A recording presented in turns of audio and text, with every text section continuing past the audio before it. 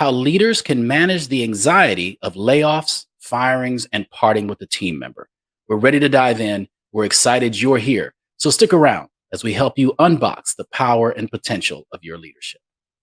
I'm Dr. Robert Davis, family life educator and leadership coach. This is my co-host, R.P. Soriano. Soriano attended Johns Hopkins Carey Business School, worked in the financial industry, and was an international consultant before partnering with me to launch UnBoxed to Lead. Me? Well, I worked for over 20 years as a senior pastor and a community organizer. Then I retired and started a leaders peer support community called UnBoxed to Lead. Soriano and I have been friends since the early 90s, and with our varied experiences and expertise, we help leaders reach the next level in their leadership. So join us for the next few moments as we unbox the power and the potential of your relationships, your leadership, and your life.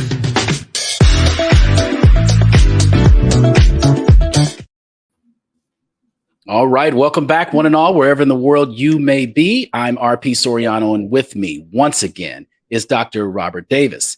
He's a leadership enrichment, family life, and relationship expert, the founder of UnBoxed to Lead. He's the author of Seasoned with Grace, God's Recipe for Healthy Family Communication, and the 12 Steps to Becoming an Unboxed Leader, which I have to say is a fantastic and phenomenal book. How are you this week, my friend?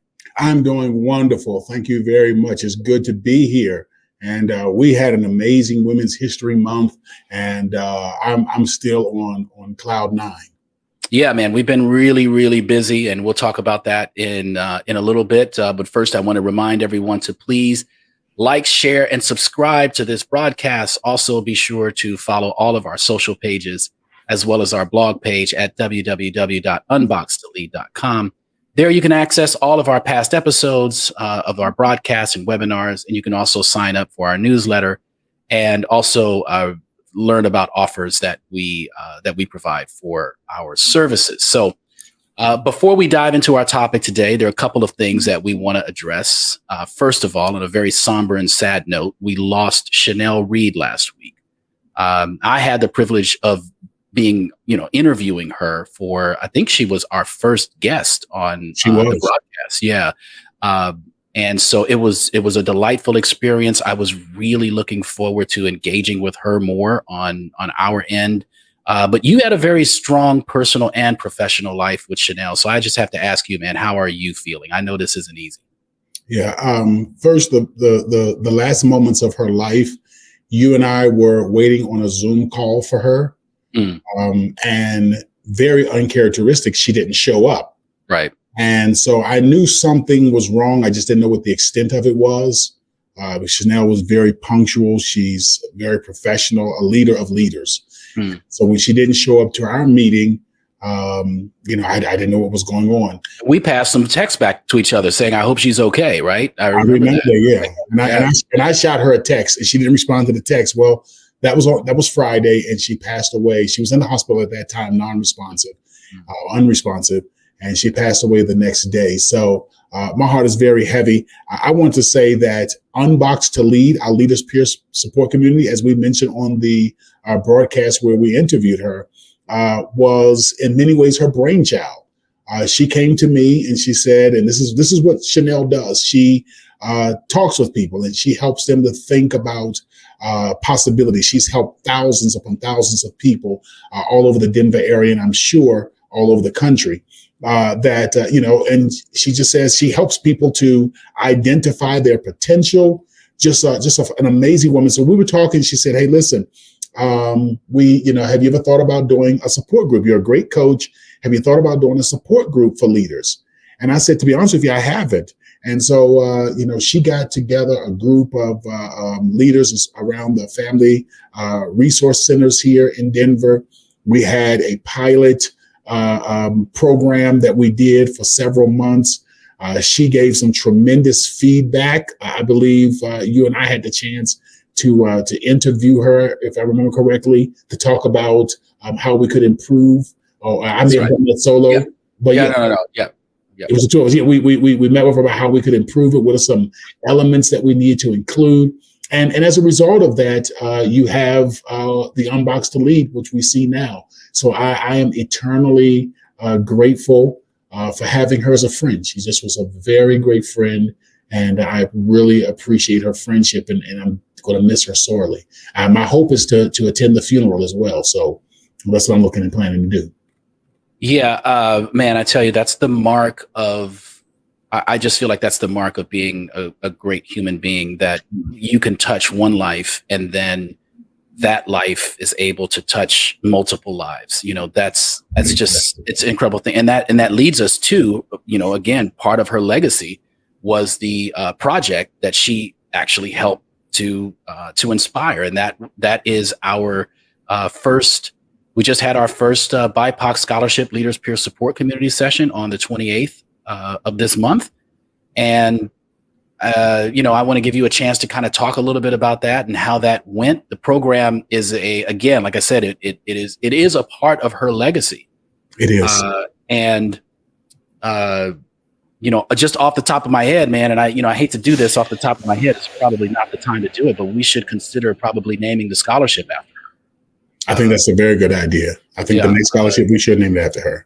Yeah, and I think because that is a big part of her legacy. So at any rate, we had the BIPOC Leaders Peer Support Community. We had the scholarship that went out. We had 20 seats available.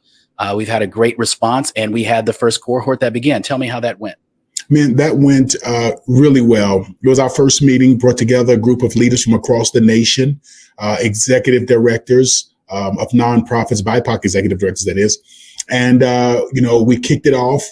We're using the book, The 12 Steps of Becoming an Unboxed Leader. It is what we call the big book of leadership. Like Alcoholics Anonymous, Narcotics Anonymous have their big book. This is our big book that takes you through the 12 steps of really how to become an unboxed, authentic leader that focuses on self and is able to manage their anxiety and create a healthy workplace culture. So it's really exciting to interact. Whenever you put a group of leaders in a room and you give them the space to develop solutions around helping each other's organizations and improving each other's personal lives, man, it's like you're looking at magic. It's like looking at a magic show, man. The unbelievable happens. So this was great. And I want to just take a second to say why we were meeting with Chanel, because I think this is so important. She asked me to be the facilitator, and I am the facilitator for the Community Action Network, which is a Healthy Start initiative. They receive both state and federal funds for this project, and they're bringing together health leaders from across the state to develop solutions to address maternal and infant immortality rate, as well as to develop fatherhood programs and trainings and curriculums.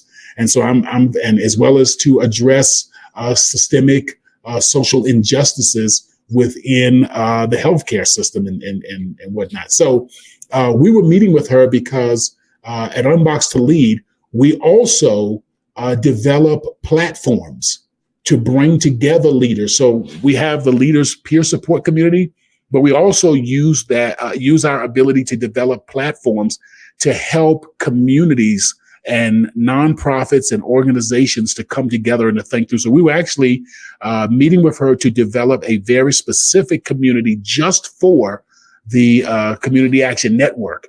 And we never got a chance to have that conversation. We're going to have it with some of her other team members.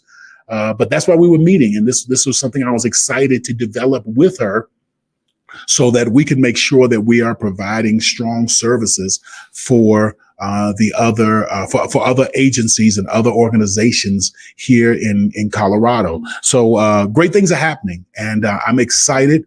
And again, what you're looking at is because of her impact and her leadership, and she will be continually felt and continually missed.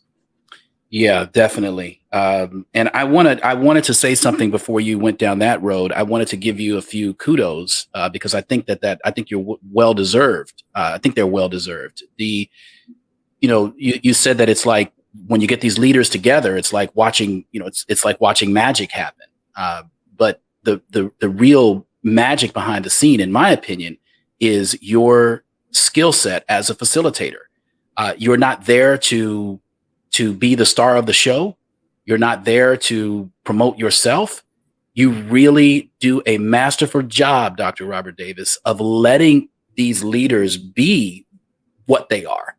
You know, you said it's nothing like getting these leaders together and watching them do what they are so skilled in doing. And that is, you know, helping and working and solving problems. But you really do an incredible job of creating that atmosphere and that space. And that is, I think that's a very critical part of all of this, because you really give. I watched the recorded video. For people that don't know, I'm on the other side of the earth, so a lot of times I can't be in real time with some of these events, but being able to watch the recorded, I couldn't take my eyes away from the screen. I just thought it's just a beautiful thing to see.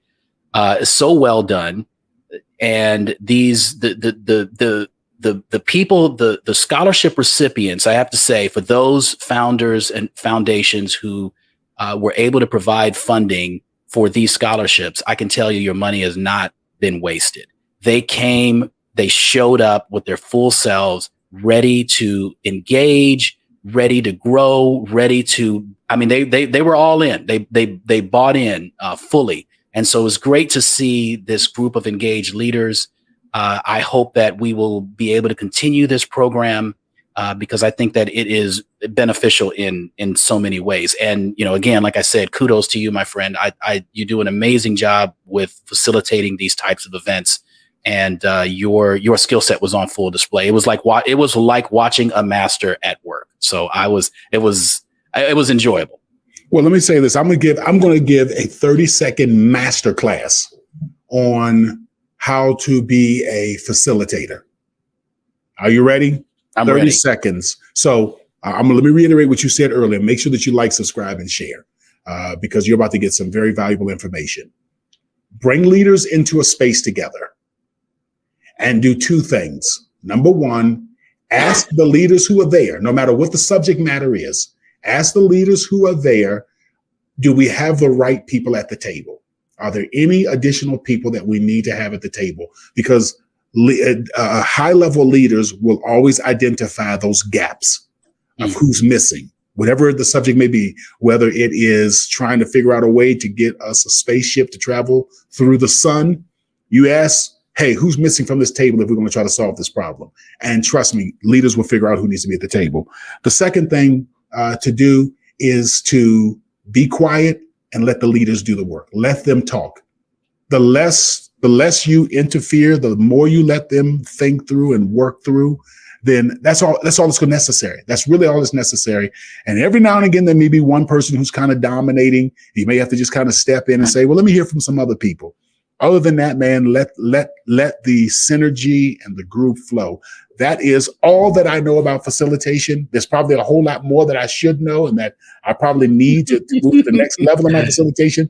But I'm rolling with that right now because if it ain't broke, don't fix it. Don't fix it. But you also do a good job of guiding the.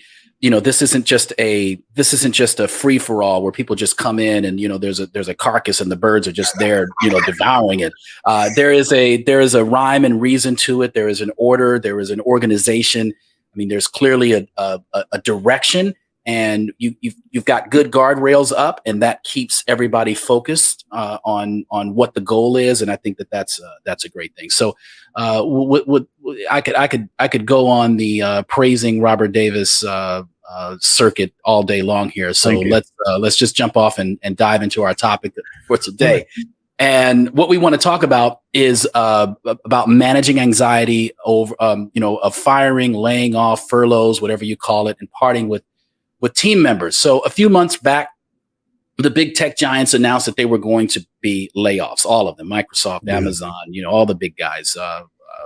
Who else have we got in there? Google was a big one. So that was big. That was big news in and of itself.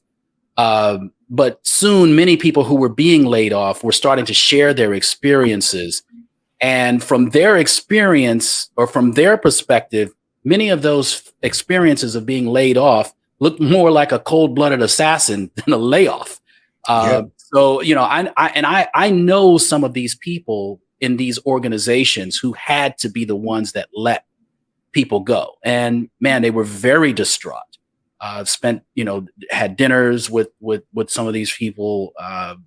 They were just, you could just tell that, and they just described themselves as they were just carrying a very heavy load. They had to carry the knowledge with them for a while. They knew that this was going to happen, and yet they had to kind of go about their daily life with their team as if, nothing was happening. And, people would ask, hey, am I going to get let go?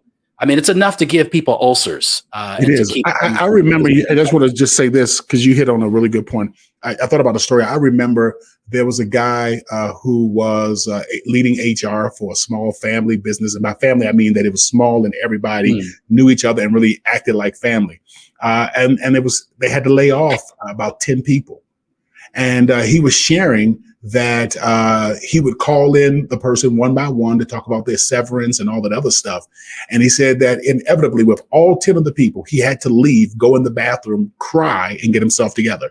He said because he knew these people's, if it was a guy, he knew the person's wife and kids. If it was a lady, he knew her children, her husband, etc. And it's like, man, I knew that I was that these words coming out of my mouth was going to have an impact. And this was during the early 90s when the economy was just horrible. You remember the late 80s, early 90s. And man, he said, it was gut wrenching. So you're right, man. HR leaders, executives who have to make those things. Sometimes we think of them as just being cold and all this stuff. But a lot of times, man, these people they have strong relationships with their team. And man, it's hard to look them in the face and say, I'm sorry, we gotta let you go. Yeah, it is not an enviable position to be in by any stretch. And there's just suffering and pain on both sides. So I know there's no easy way to do this, right? Corporations, they have their reasons for how they choose to handle these events. And I don't think it would be of any use for us to try and necessarily criticize or talk about solutions when we don't have all of the information. For instance, we don't know the security protocols. We don't know, how this has been thought out and why they would let people go the way that they tend to let people go. But the point that I'd like to bring up with you and the whole reason why we're having this show is how does one manage this when they're caught in between those established policies and procedures around layoffs and the gut-wrenching knowledge, as you described it, that they are going to have to let someone go with possibly no safety net. So let's dive into what I'd like to do is to dive into some leadership enrichment principles that could help manage the anxiety and the stress around this issue for leaders who are faced with this unfortunate, decision that they have to make and they have to execute. But so let's start with a couple of personal experiences of being fired or having to fire or lay off someone.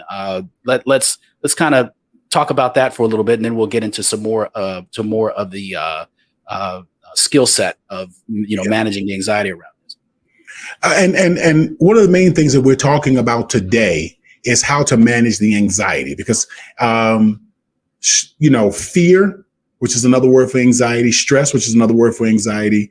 Anxiety is like that catch-all phrase. Yeah. But, stress, fear, uncertainty, all of those type of feelings that an individual feels, is inevitable whenever you are talking about someone's survival. We had an episode where you and I talked about how too often in relationships, we manage them because of our pre-programming. We manage them as if we're living out, in a jungle or in a wilderness somewhere where everything is a life and death struggle. Right. But when you talk about taking away someone's ability to provide for their family, that really does kind of get to a life and death type of situation. No one wants to live on the streets. And unfortunately, we got more and more people living on the streets. Yeah. And I remember a situation that happened with me, as you talk about personal stories. I was working as a hospice chaplain. And this was years ago. This was the early part of the 2000s. I was working as a hospice chaplain. And as is apt to happen, the company had a, top-down change in management. And so they brought in a whole new management team. And as you know, a lot of times when new management teams come in, they want to bring their people in with them. So they have, if they were, in the medical industry or the hospice industry, they have chaplains that they know that they feel are going to be loyal to them and think that who they want to put on their team. And so you kind of have to scoop the other people out. And what is kind of funny about this story is at the time we were in a state that is a right to work state. So they could have just fired me for any reason. They didn't have to give any reason for why they fired me. But you could just see how nervous they were around me because I was a chaplain. And thankfully, in the South, there's still enough people down there who are religiously superstitious. And they're kind of like, you can't fire a preacher, man. God's going to curse you. So, you had this little nitpicking. I was looking at your reports. Why do you do it this way? And we need to make some changes here. And you can just kind of start seeing when they're just nitpicking and hoping that you will leave. Well, I saw just how stressful, and this was before I really understood how anxiety works, how, relationship systems work, but I really could see just how difficult it was for the incoming medical director and to handle this and to say, hey, Robert, I want to bring in my chaplain. They started dropping hints about how would you feel about working with somebody else? Have you thought about transitioning to maybe just doing PRN and all these other things? It was just they were so anxious. And fortunately, because I probably would have become anxious as well. But fortunately, at that time, I was already in the process of transitioning out. Yeah. And I remember when I walked into her office and handed her my letter of my 2-week notice, man, there was just like this relief, this sigh of relief, man. I mean, it's almost like she wanted to grab and kiss me like, God bless you. You don't know the because they're thinking to themselves, man, how close can we get to the gates of hell before we actually fall in here? And it's getting hot and we're getting closer and closer. They're looking up in the sky saying, God, is that enough? Or, can we go any further? We don't want to test you here.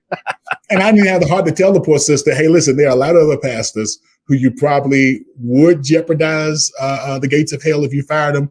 But this guy right here, God himself is about ready to fire me. So right. It's probably like, we'll let that one slide. Yeah, we'll let that one slide. Oh, man. But I just remember how when the new management came in, just how the buzz around the office, because like I said, they cleaned out all of the top management people.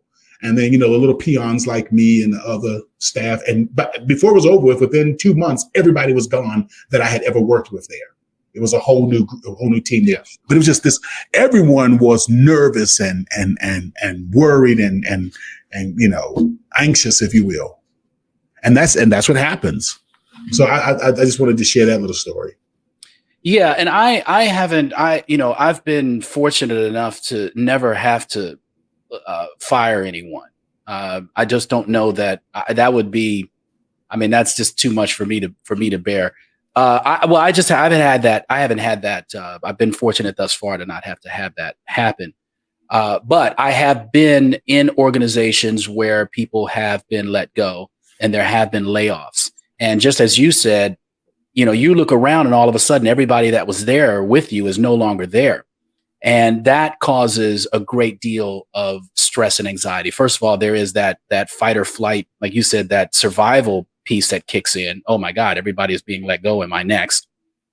There's a level of trust breakdown because you don't know if people say, the management says you're fine, don't worry. You think, well, am I? Because I thought I was fine and didn't have to worry. And next thing you know, you see that this is happening. But then there's also that sense of, man, as an employee, you just never really get a chance to have closure with the colleagues that you've developed these relationships with, because they do become kind of a family, a second family to you at work. And that causes a lot of anxiety. There's a lot of challenge when there are layoffs or someone is fired. A lot of times I don't think that we consider the people that are left, the people that have survived this, and what it is that they're going through and how we can continue to keep them productive and to keep them happy, because it's a sad thing. Everybody knows that this person's life has been, and a lot of times, if you don't know the person's personal email, or if you're not linked in with them, it can feel a lot like a death. And I don't mean to be hyperbolic when I say that, because I have actually worked in situations where I worked at one job, one company, man. For some reason, a lot of the people there were just not healthy. And a lot of people died while I worked at this organization. And you would come to work and you'd hear, oh, so-and-so died. And you'd just be like, man, I was just talking to them yesterday. Or, yeah, I heard that they called out sick, or I heard they were in the hospital, and then they're gone. And there's just no closure to that. There's no way of being able to, to reconcile. I even had a colleague who committed suicide. This is so when I say that when someone gets when there's layoffs and it's done in a way to where people aren't, I've seen it done really well, where people are laid off and they get severance and it's just kind of understood and they're able to say their goodbyes and all this kind of things. But some companies, you just can't do that for whatever security reasons or whatever the case may be. And good employees sometimes are made to feel like they've done something bad. And the employees that are left aren't able to kind of close that out. And so it causes all kinds of stress and anxiety because we're human beings. We develop these relationships and it's challenging. And because of confidentiality with most jobs now, the person that's leaving, especially when they have strong connections with other team members, they get to share their narrative and you don't get to share your side. Or administration's side. So they get to talk about how, administration was doing them wrong and wouldn't give them this, that, and the other that was due to them, and how they, you can't come back and say, oh, no, this is what really happened. This is why we really had to fire this person. So, and that in of itself, that's why the leader has to be, and we're going to talk about this as we move in those 8 steps. That's why the leader has to be strategic and thoughtful in how they approach the whole process, whether they are, working for a financial firm where when they let someone go, even under the best conditions, security has to be there. You can't take anything with you and all that kind of stuff. Or whether, you're working at a welding plant and you get let go and they tell you that you got 2 weeks before your last day. It doesn't make a difference. The principles of how a leader handles it is extremely important.